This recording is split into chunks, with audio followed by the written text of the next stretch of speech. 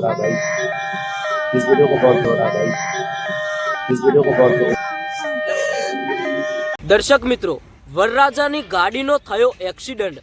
અત્યારે હાલ જે દ્રશ્યો તમે જોતા હશો કે ભાઈ વરરાજાની ગાડી, આ ગાડીની અંદર દુલ્હન અને વરરાજા સવાર, અને મિત્રો આ ગાડી સીધી ભાઈ ખીણની અંદર પડી ગઈ અને પછી ભાઈ એક ક્રેન બોલાવીને આ ગાડીને બહાર કાઢવામાં આવી।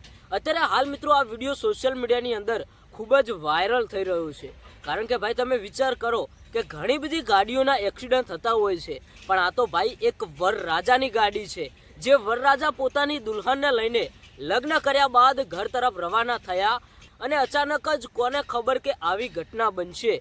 મિત્રો અત્યારે હાલ જે આ ઘટના છે, આ ઘટના જોઈને ખરેખર તમને એવું લાગશે કે આની અંદર જે પણ લોકો સવાર હતા, એટલે કે ગાડીની અંદર જે પણ લોકો સવાર હશે એમને શું થયું, દરેક માહિતી તમને આ વિડીયોની અંદર જાણવા મળવાની છે।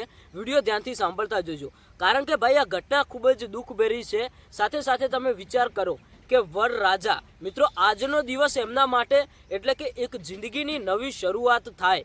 હવે ભાઈ આ વરરાજાની જિંદગીની નવી શરૂઆત કેવી થઈ તમે વિચાર કરો કે જે દિવસે એક નવી શરૂઆત થવાની હોય, બંને માણસોનું મિલન થયું હોય, હવે એ દિવસે જ આવી ઘટના બની ગઈ। અત્યારે હાલ આ દ્રશ્યો, આ વિડીયો સોશિયલ મીડિયાની અંદર ખૂબ જ વાયરલ થઈ રહ્યો છે।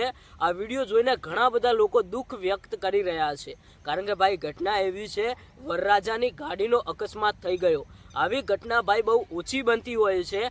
હવે આ એક્સિડન્ટ કોઈ કુદરતી રીતે થયું કે કોઈ વચમાં આવી ગયું કે શું થયું, ખરેખર અત્યારે હાલ જે આ વિડીયો વાયરલ થઈ રહ્યો છે એના ઉપરથી તો ભાઈ આપણને એવું લાગે કે આની અંદર જે પણ લોકો સવાર હશે, ભગવાન કરે એમને કંઈ પણ ન થયું હોય, અને કદાચ થયું હોય તો જલ્દીથી એમને સાજા કરી નાખે। આપણે તો ભાઈ ભગવાનને એ જ પ્રાર્થના કરીશું। પણ આ વિડીયો વધારે વાયરલ થઈ રહ્યો હતો એટલે મેં તમારી સુધી પહોંચાડ્યો છે। આ વિડીયોને વધારે લોકો સુધી શેર કરો એટલે એ લોકોને પણ ખબર પડે કે જો કદાચ તમે હાઈવે ઉપર ગાડી વધારે સ્પીડથી હાંકતા હોય તો ભાઈ તમારી સ્પીડ લિમિટમાં રાખજો। કુદરતી રીતે કોઈ પણ વસ્તુ થવાનું હશે તો ભાઈ તમારી ગાડીની સ્પીડ ઓછી હશે ને તો તમે એમાંથી બચી શકશો। તમારું શું કહેવું છે આ ઘટના વિશે એ તમે કોમેન્ટ કરીને જણાવતા જજો।